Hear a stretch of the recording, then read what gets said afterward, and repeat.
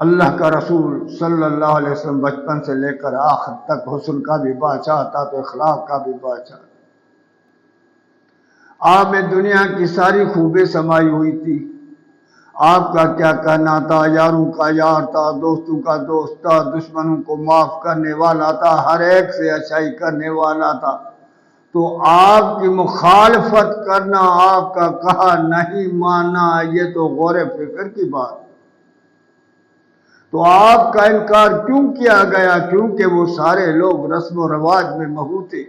دین عبرانی میں تھا، عالم خاموش بیٹھے ہوئے تھے، عالم ان سے ڈر رہے تھے اور وہ اپنے رواج میں محو تھے.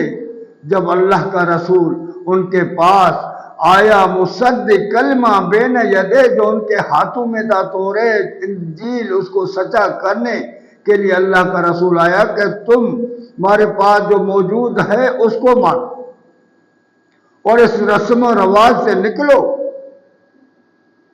وہ عربی اپنے زبان میں جب دین آیا، وہی دین جو عبرانی زبان میں تھا وہی جب عربی زبان میں آیا تو سارے کے ساروں نے مخالفت کر دی.